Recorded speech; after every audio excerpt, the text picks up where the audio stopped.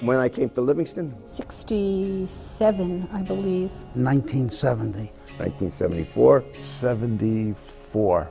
1977. 1979. We've been in Livingston for about 23 and a half years. February 1990. About 2.5 years ago. Because I had heard there was an Orthodox shul here. I had to convince Josh to go away for Shabbos and to come out of his comfort zone. And we had a wonderful Shabbos at the Shabbaton. Our kids felt very comfortable here. Keith led Musaf, and then we were hooked. That angelic voice, that's all we need. And now we're here. The feeling that I got here on my first Shabbos was, oh, that's home. That's exactly the same feeling. Not just a bunch of nice people that say hi, you know, that you have in many places. It was more than that. We liked the community. A very special, unique community, accepting of people with different degrees of worship. People don't judge what a person decides to do or not to do. The people were welcoming, the shul was welcoming. It was very warm, very welcoming. It's a small town feel. You feel like everyone knows each other, but enough distance where you can feel comfortable, and so you get a little bit of both. Closeness of the people is the greatest aspect of this institution. Everyone is really interested in everyone else, and that's what carries it forward. I really felt here in the shul that we really mattered. If we didn't show up one Shabbos, we had 5 phone calls waiting for us after Shabbos, like, where were you? Was everything okay? We missed you, we didn't see you. It wasn't cliquey, it wasn't like everyone separates into their own groupings. It was just everyone really came together. Nobody walked around with a chip on their shoulder. Nobody was highfalutin, all right? Everybody was down-to-earth, good people. You found that here, all right? And that's because of Rabbi Moshe Kazanetz and because of Sarah Kazanetz. They were the ones that set the pace, their leadership. The Kazanetzes played a hugely important role in creating a culture of reaching out, a culture of welcoming, of thinking about our fellow Jews, not being wrapped up in ourselves. And that really started at the very, very beginning with Rabbi and Sarah Kazanetz and the very first members of our community. He made everyone feel welcome here from the moment they stepped in the door. For the outside of the home, this was really our home away from home. I would say that the shul was like our home. My mother always called this shul her second home. This was just like our home. I think you'll hear that from a lot of people who went through that first decade. There's an expression, it takes a village to raise a child. The shul is my village. We were so comfortable here. I remember when we made our son bar mitzvahs, we felt closer to the people in the shul than we felt to our relatives. I just remember that feeling that this is my family, this is my extended family. It was a tremendous sense of belonging. It was community. Everybody was friendly. We knew everybody. Everybody knew everybody. Older members, younger members. Everybody knew me. Everybody knew me because they knew me before I knew me. It was really a special feeling to be connected to the town, to the place. So Baruch Hashem, I see a building that's inhabited, and we've certainly come a long way, but we definitely had humble beginnings. You couldn't really imagine this kind of scene 50 years ago. I had a job, I wasn't looking for a job. No one was interviewing me because there was no job. I happened to be here, it happened to work, it happens to sort of be handed to me to try to do something, and we'll try it. If it works, great. If not, well, I was thinking of going into computers. There was really no single plan, no goal, but there were people and there was shul and there was God. There were 8 families that put themselves together that we call the charter members. The 8 were all very, very different. There's no similarity in background. Now, those originally 8 families, whatever they felt they needed for some expense, I don't know, for the herring, the wine, whatever, for Kiddush, they became a charter member by officially putting down $25. So they took responsibility each and paid up right away. So they started with 10 times $25, and that was their treasury. And they didn't need any more. A group of people in the community sat down together and said, we need an Orthodox shul in Livingston. My father and my mother were one of those people, that original group. But gradually, as it came a few times, we talked, and usually these conversations used to drag into almost 3 o'clock on Shabbos afternoon. Yeah, we remember that well. Right, that you must remember. You could say sometimes it felt grueling to stay for those long, long, long sessions after davening was over with those Kiddushim. I remember it being like, wow, when are we going to go home? But it was so important, and it took so much effort and patience, but the listening. And I think we saw that, and it was something we learned a lot from, to see that going on. You just really talk and listen to people, and it matters. It's important. The atmosphere of Livingston was not especially friendly to this new idea of having a Jewish group here. I remember I was at the zoning board meeting, and some neighbor stood up and yelled she would rather have a gas station than a synagogue there. There were 98 window panes and glass bricks in the building, and they managed to break every one of the 98 pieces. Remember that? Mm-hmm. At which point it was cleaned up, of course, and they came back to show that they mean it and broke all 98 pieces a second time. What it meant was you were building up a commitment which, if you would have asked any single person, would say, whoa, I'm not ready for all this, I'm not going to create it, it's a big challenge. But together, something was happening, and it was suddenly, like I said, a baby was born, you know? Yeah. Rabbi Nasser used to teach the Hebrew school. We did have it was a pretty active Hebrew school. We had 21 children that were ready to come to school. I gave them a budget that we need, if we raise $19,000 for the year, I will undertake to come, and they would give me $1,000 a month, and the other $7,000 would be used for kinds of expenses, and make a go of it and try. So we announced that we have a school, and we taught. So I was one of the first Hebrew school attendees. He made classes fun. He was interesting. If I may say, we used to observe them teach. So if you went into my mother's classroom, you couldn't hear a pin drop. And if you went into my father's classroom, it was very lively. And because he taught us Ashrei, I have said thousands and thousands of Ashreis for the rest of my life. Everybody knew that they themselves can't do anything, but together something was happening here. From inside, there was a dynamic that was being created, a new kind of relationship. People related because they really wanted something, and they really felt that they could learn something. We had classes and taught all kinds of things on what things to do in a practical way, holidays, Shabbos. And we also studied Gemara, we had classes. In the bit of time that we had, in a very short while, all these things were happening together.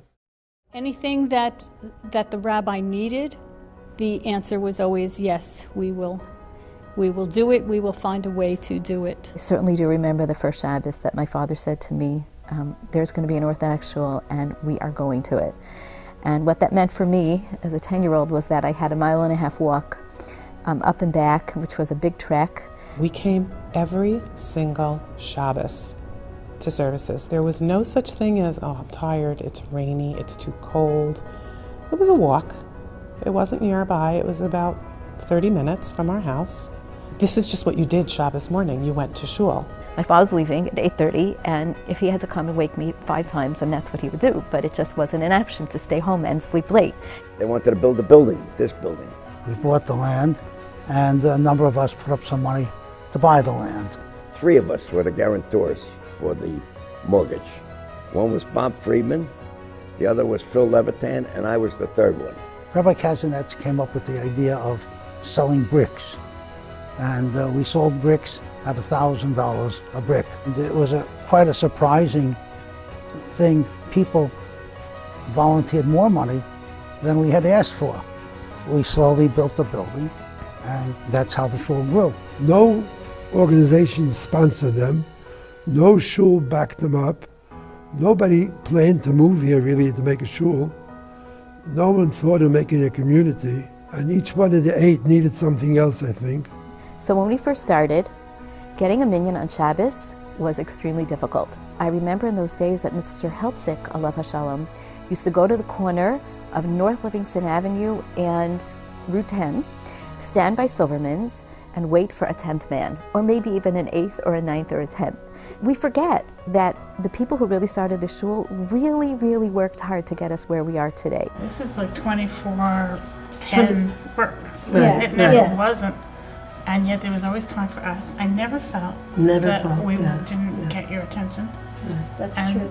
both And they our were a parents team, together, right? yeah. They were such a team. And they were always working, Yeah. really. But it was like just part of them. And you were on the ride together. My parents were like, my father was at the wheel, but my mother was always the companion, all, throughout the journey, All in, yeah. One of the most important things that everybody should know coming to this dinner is that if it wasn't for Rabbi and Sarah Kathanetz, we would not be here. It was very difficult at the beginning, and there's no question in my mind that only Rabbi Kathanetz or someone from that bent could have built up as an Orthodox shul here. He was sleeping on the floor at 145 South Livingston Avenue every Friday in order to be able to start an Orthodox community in Livingston, New Jersey. And no matter who, what, where, when, if it wasn't for the Kazanetzes, there would not be a Orthodox world today in Livingston, New Jersey, with a kosher this and a kosher that and all the other good things that accompany Orthodoxy. They were almost like pioneers coming to Livingston. Right. Giving bar mitzvah lessons. He is genius. He's a great man. And Sarah Kazanetz, nobody like her on the face of the earth. Rabbi and Mrs. Kazanetz were trailblazers, they were leaders, they were visionaries, and we were their sheep that had come along for the journey. As my father said yesterday, my father's K'nai 94, and he said I was always ready to follow the rabbi. I always felt that his lead was the right way to go. Rabbi Kazanetz in a more public way, Mrs. Kazanetz in a more quiet way. But if I would describe them, I would say they're our mentors. This wasn't and isn't a job for the Kazanetzes. To be the rabbi and the rebbitzin of this community, it's a dedication of heart and soul. It's their entire life. I'm going to say that our connections run very, very deep. I've always considered the rabbi my rabbi, but I really think of him more as a friend. He's sometimes been the glue that has kept my family together. There was only one person I could call when my father was not well, and that was Rabbi Kazanetz. I remember now when my mother was nifter, that there would be only one person who I would call, that I would tell my father that my mother was gone.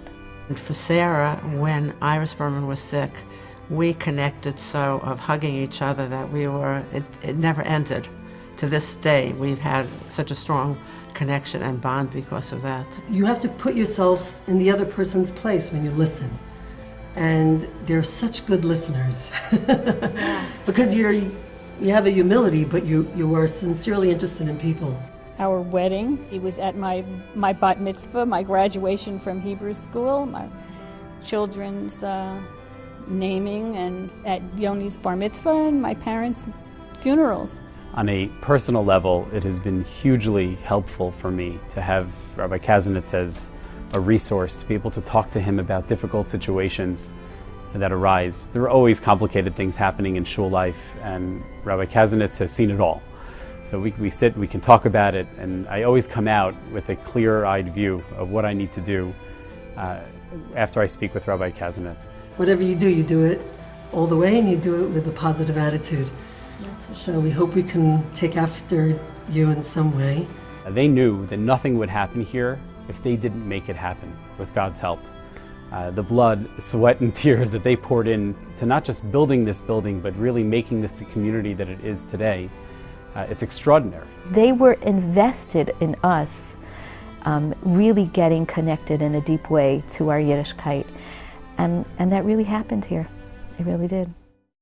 I was the president for the last year of Rabbi Kazanetz and the first year of Rabbi Feuerstein. As far as Rabbi Feuerstein, I just found him to be a very gentle soul, a very caring person, a person that was very sensitive, kind of had that intuition of when a family might need his help.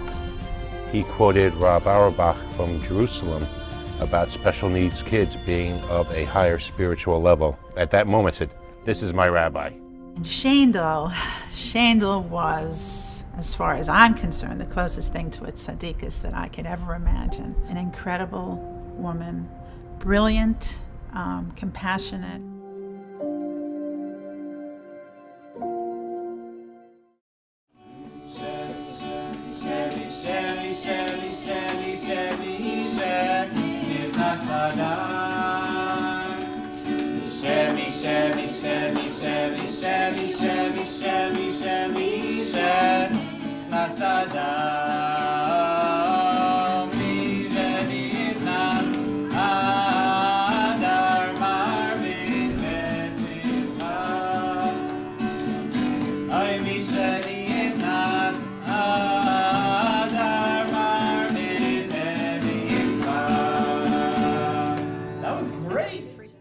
One of my favorite memories, most incredible moments here at Suburban Torah was a few years back when Nolan Edmondson converted to Judaism. And he was called up for his very first aliyah on Shavuot.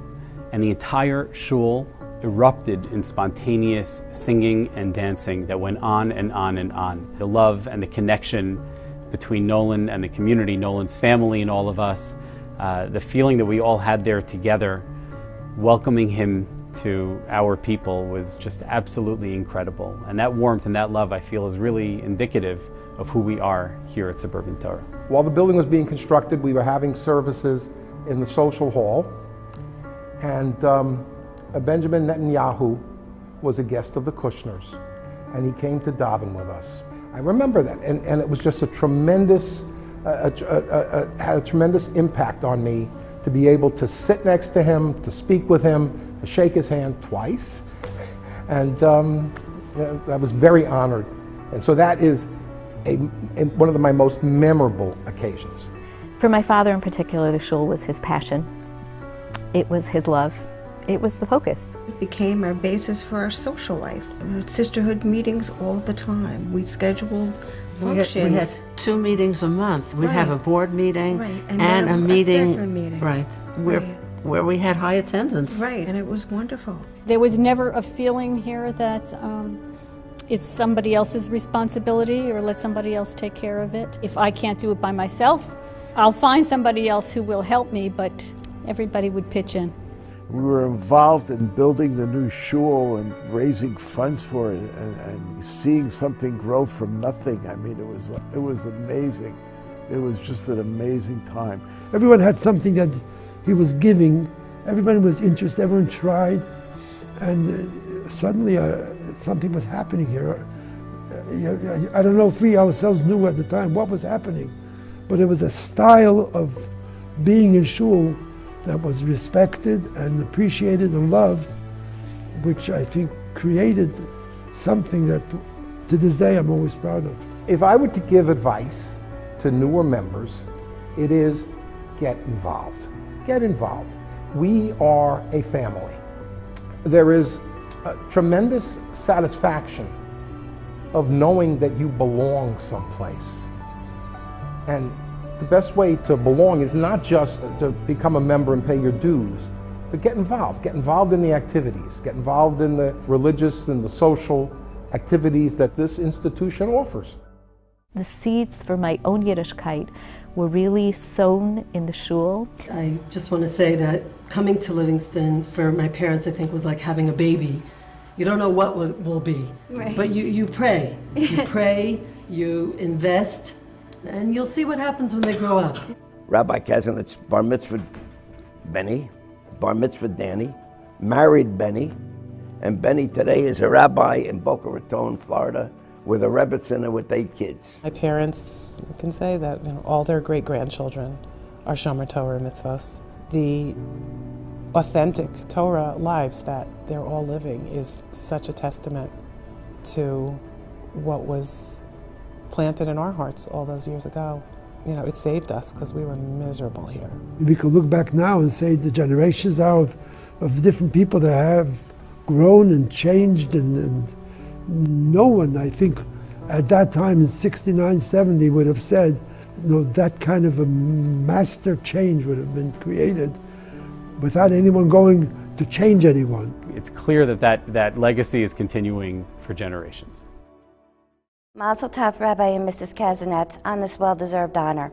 It's incredible how you could still remember people from years ago, all their kids' names, the days of their bar and bat mitzvahs, everything about the families. I want to say to the Kazanetzes that Shalanu Shalachem, that who we are today is because of who you are.